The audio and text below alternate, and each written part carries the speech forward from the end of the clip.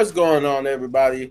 Welcome to another, and a little bit late, a little bit, Friday night Smackdown review. So, I'm gonna try to make this quick as possible because there's other stuff I'm doing, and I gotta upload. I'm uploading some more videos. About to upload that Captain America video. So, without further ado, um, they did do a recap of obviously Money in the Bank. And then we start the show off with Tiffany Stratton, who comes out in taking pot shots at Trish Stratus, saying that she can't be here, even though she was the host of Money in the Bank. She can't be here to ruin her moment, and she basically came out to say that she is now the new Miss Money in the Bank, and that she basically came out to said that it's Tiffy time and that she put everybody on notice from Liv Morgan to Bailey to even Roxanne Perez. She put everybody on notice that uh, Tiffy time is now and that she's going to be that she's eventually going to become champion or take one of them championships, which I believe is not. She's not. I don't think she's going to do another Charlotte Flair and go after the NXT champion. More than likely, she's gonna go for Bailey. More than likely, she's gonna be the next champion after Bailey. Um, if they don't pull the trigger and put it on Natalia, Nia Jax, which I will see live at SummerSlam. I know I'm just excited that I'm going to SummerSlam. I say that almost every video. I'm just really excited because this would be in my 34 years of living. This will be my first pay-per-view. It really would. Like, I've never been to a pay-per-view. The only thing I ever been to is Monday Night Raw twice. I've been to Raw twice. But I get off track here. Bailey would come out to confront her, say that she's coming out to give her some advice about it since she's been Money in the Bank before. But she gets assaulted by Tiffany Stratton to where she tells Tiffany Stratton, okay, that she changed what she was going to say to that she better get prepared to make history again because I think she made history as the youngest Money in the Bank winner. And she said, you get ready to make history again because you're going to become not only the youngest Money in the Bank winner, but the first woman to ever fail a cash in. She would get into Tiffany Stratton's face. Then Nia Jax would come out to confront her. And basically saying that she's getting ahead of herself because Nia Jax is going to, saying she's going to beat her at SummerSlam. And she even made Bailey, because Bailey was making reference that she's not the same Bailey from NXT, the hugger Bailey from NXT. She's not even the Bailey that Nia Jax put on herself back in 2017. This is a whole new Bailey. And she said, yeah, BBL Bailey. I'm like, dang. If you don't know what BBL is, it's a procedure to make a woman's backside bigger. And they would get into a brawl, and Mia will come out and basically run Nia Jax off and Tiffany Stratton off with a kendo stick, and thus, I was about to say, it does kind of go into the first match, but we did get a Chelsea Green promo where we find out that she's waiting to talk to Nick Aldis backstage, and she got like this blue neck brace on, a bedazzled blue neck brace. That would be like a running gag throughout the night. But we would get to the first match of the night, which is Nia Jax versus Mia Yim. And this was a good opening match. It was good. I enjoyed it. Nia Jax had most of the offense, as you would think, but Mia Yim did get some good offense in.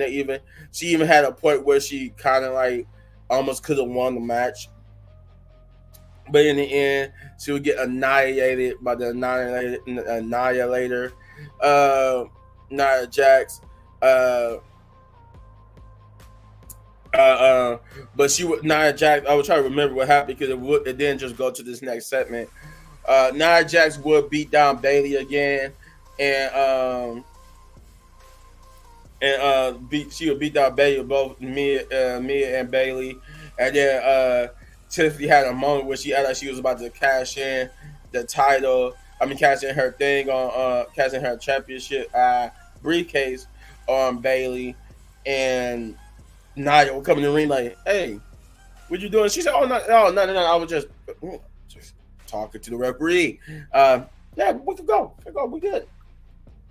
She was like, "Okay." Because Nia got, I think Nia has got cashed in on before. They did mention that in that promo that she got PTSD when she tried to do like a little, she tried to divide both her and Tiffany. We will get a Bloodline promo basically with Solo promising that Cody Rhodes will acknowledge him and that he took shots at Roman Reigns.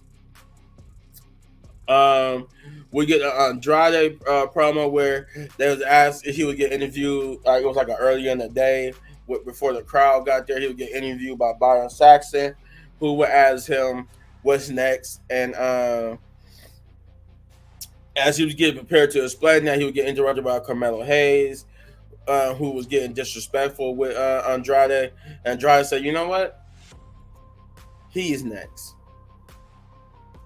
And then we get to the second match of the night, which is Baron Corbin and Apollo Crews versus Angel Garza and Humberto Carrillo. This would be a good tag team match, but it was more of the same, just basically them getting the upper hand eventually, only for the guy with Del Fantasma to use the number games to get the victory. It was like I said, it was still a good solid tag team match, and I'm glad to see Baron Corbin and Apollo Crews get some screen time, so there's a win there. But yeah, Angel Garza and Humberto Carrillo will win the match. And then we got a promo for LA Knight, who came out of Nick Aldis' office because once again this running gag it was they saw Chelsea Green and them still waiting, but this time they'll be joined by Pretty Deadly, who also wants to run by with Nick Aldis about this Pretty Deadly play. And when they thought nobody was in the office until they saw LA Knight come out the office, and they was like, I forgot too when that Chelsea Green promo earlier, they were trying. Byron Saxton was trying to warn Chelsea Green about something, but she would cut him off, and we'll find that out later. I had to mention that because it goes into the funny running gag of this thing. But yeah, they said LA Knight come out. He got a contract in hand, and she would ask is Nick Aldis free, and he'll say, you know what? Yeah, he's in there. He got a couple of phone calls. He's doing a couple of things. He'll be a minute. And then he head out to the ring. But we would get a Randy Orton and Cody Rhodes promo. So basically, Randy Orton telling him that he figured that later on tonight he'll find himself in the ring with a whole bunch of Samoans. Kevin Owens can't be here because he's with his family, and we all know that his family probably need him a little bit more than we do, and we can all agree on that. But he said he'll have his back no matter what, and that after this all thing is done with the bloodline, there's gonna be many people coming after him for his title, and he will have his back there too. But it looks like it's a tease for Randy Orton versus Cody Rhodes. LA Knight would come out to do his promo and basically reveal that the contract at hand is a contract between him and for him and Logan Paul to fight at SummerSlam for the United States Championship. And he will it already got Nick Aldis' signature on it. He wrote his signature on it, and he said he wanted to call Logan Paul out to come and put his signature on it. But unfortunately, Logan Paul is not here. So therefore he cannot put his signature on it. But he's going to make sure that Logan Paul does put his signature on it, and that despite that he didn't win that Money in the Bank, he will win at SummerSlam because the new United States champion. Um, then we get the third match of the night, which is Blair Davenport versus Naomi, and this was a good match too in itself. I enjoyed it. It was a fun one-on-one match. Uh, Felt a little bad because like when Blair Davenport came out, she she didn't really get a crowd reaction, but then Naomi got the crowd going, so it was like you could tell Naomi was the obviously the bigger star between the two. But then again, she was coming from NXT. Hmm. Excuse me. She was coming from NXT, so she just needs a little bit more main roster exposure. Uh, but Naomi would get the victory here over again, Blair Davenport. But this is not. I don't think this is the end between Naomi and Blair Davenport. And I'll tell you why in a minute. Um. Oh no, I actually do gotta tell you why now. I thought it was something else first, but no. So after the victory, we go backstage. It was like a commercial break or whatever. And then we go backstage. We see Naomi, who runs into Bianca Belair and Jade Cargill. They congratulate her on her win, and Naomi tells them she know that she know she congratulate she tells them she got they got her full support on them going back for the tag team titles, and she knows they're gonna win it. And then they walk towards in front of Pretty Deadly and Chelsea Green and Piper Niven, and as they still waiting for Nick Aldis, this is where the running gag comes to an end, and Bianca Belair and them said they was going to talk to Nick Aldis about that, but he's not even here, and Chelsea Green, Pretty Deadly, and Chelsea Green, and them like, what the?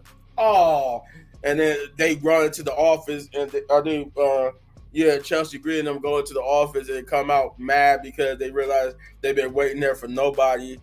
But after they leave, Naomi will be confronted by Blair Davenport, who will shake her hand and tell her that she's looking forward to that the better woman won tonight, and that she's looking forward to meeting her in the ring again. So she saw some good sportsmanship, but then Naomi would get confronted by Chelsea Green, who would get smart with her, and then she would get attacked from behind by Blair Davenport. That's why I said this thing don't look like it's over between Naomi and Blair Davenport. Then we will get the main event, the final match of the night, I should say, which is Austin Theory and Grayson Waller versus DIY for the WWE Tag Team Championship. This was a rematch from last week, I believe. Yeah, this was probably like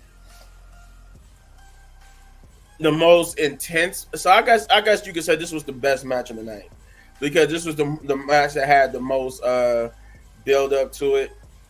But this was a good main event per se. They did their thing. DIY did their thing. It was had some good spots in there, but it came to an end where Austin Theory would get inadvertently like kneed and attacked by Grayson Waller, because Grayson Waller was trying to hit a move on I think it was Johnny Gargano or Tommaso. One of them moved out the way and basically hit Austin Theory, and then they would hit Grayson Waller with the meat in the middle to win the match and thus retain the WWE Tag Team Championships. But in the middle of their celebration, they would get beat up by the Samoan werewolf, Jacob Fatu. I almost forgot his name. Jacob Fatu would come out and he would just destroy DIY. And thus we get to the final segment of the night, which is the Bloodline coming out to try to make everybody acknowledge them and calling out Cody Rhodes. Cody Rhodes will come out and tell Solo that that pretty much that he is unofficial at the moment because Nick Aldis is not here, but he's pretty much guaranteed that it's going to be him and Solo at SummerSlam, and that they both will be. He pretty much virtually could guarantee him that he will be getting a shot at the title. Um, but if it was up to him, he wouldn't wait until SummerSlam. He would do this. He'll do the match right here, right now, tonight, and step up to Solo, and thus causing a brawl and beatdown with all of them trying to jump Cody Rhodes. Randy Orton would come out to try to help even the odds, but it was too many of the bloodline that would take advantage over. They would get the advantage over Solo. I mean, over Cody and Randy, to where I think they like tie Cody Rhodes' arms up in the ropes, and they basically had him there to watch as they beat down Randy Orton, and you can hear Cody Rhodes plea with what you gonna call it, Solo and them not to hurt Randy, to take him instead of Randy, but they wouldn't listen. They would powerbomb Randy through the announcer table to end the show, and then I think if WWE put like a video out or show like a video like or what happened after the show went off, they basically with Cody Rhodes at hand, they was helping Randy on to the back. This was an okay show. It was I wouldn't say it felt like this show didn't even feel like a 7. I'm gonna give this show a 6 out of 10 because it was just above average show. Nothing really too important really happened. So some stories got set up.